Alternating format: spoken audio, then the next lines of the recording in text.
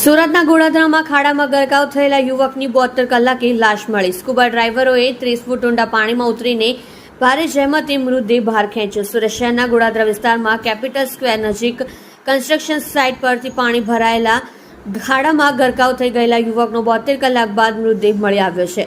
ફાયરના જવાનોએ ભારે જહેમત બાદ યુવકની લાશને બહાર કાઢી છે। શું આ સમગ્ર મામલો ગોળાદરા વિસ્તારમાં રહેતો દીપેશ મિશ્રા ગત બુધવારના રોજ 1 વાગ્યાની આસપાસ વરસતા વરસાદ વચ્ચે છત્રી લઈને કેપિટલ સ્ક્વેર નજીક ફૂટપાથથી પસાર થઈ રહ્યો હતો। આ સમયે ત્યાં પાણી ભરાયેલું હતું, જ્યાં દીપેશના હાથમાંથી છટકી ગયેલી છત્રી લેવા તે નીચે નમ્યો અને ભરેલા પાણીમાં ખાડામાં ગરકાવ થઈ ગયો હતો। આ બાબતની જાણ થતાં પોલીસ અને ફાયર બ્રિગેડની ટીમે ઘટના સ્થળે પહોંચીને દીપેશની શોધખોળ હાથ ધરી હતી, પરંતુ કોઈ બાળ નથી મળી। આખરે 72 કલાક બાદ ફાયર બ્રિગેડના જવાનોએ દીપેશની લાશ બહાર કાઢી હતી। આ અંગે ફાયર ઓફિસર ઈશ્વર પટેલે જણાવ્યું હતું કે યુવકની લાશ 2 નંબરના બેઝમેન્ટ જ્યાં 30 ફૂટ પાણી ભરાયું હતું ત્યાં ચાલી ગઈ હતી। આથી સ્કુબા ડ્રાઈવરોએ અંદર જઈને લાશની શોધખોળ હાથ ધરી હતી।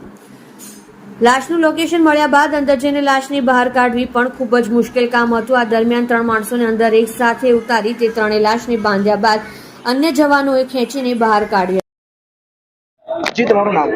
હું ઈશ્વર Patel, divisional fire officer, Surat મહાનગરપાલિકા। કલાક થઈ ગયા તો હવે બોડી મળી ગઈ છે, કેવી રીતના પ્રયત્ન કરવામાં આવ્યો? એકચ્યુઅલી બોડી 2 નંબરનું જે બેઝમેન્ટ છે નીચે જ્યાં 30 ફૂટ પાણી છે, 30 ફૂટની અંદર બોડી ચાલી ગઈ હતી। સ્કુબા ડ્રાઈવર વડે એમને અંદર જઈ અને બોડીને સર્ચ કરવામાં આવી।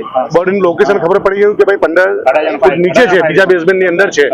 તો ત્યાં અંદર જઈને બોડી લોકેશન કર્યા પછી પણ બોડીને અંદરથી કાઢીને બહાર લાવવાની બહુ ક્રિટિકલ હતી, જેમાં 3 ડ્રાઈવર્સની મદદ લઈ એટલે ફાયર ડિપાર્ટમેન્ટના 2 માર્શલો અને એક કંપનીના માણસો 3 ડ્રાઈવર્સને સાથે અંદર એકી સાથે ઉતારી બોડીની ઉપર આખી જે છે લોકો 3 જણા તાકાત કરીને બોડીને સેફટી નીચેથી બહાર કાઢી અને બહારથી એ બોડીને બાંધી અને અન્ય જવાનો વડે ખેંચી અને બહાર કાઢવામાં આવી છે।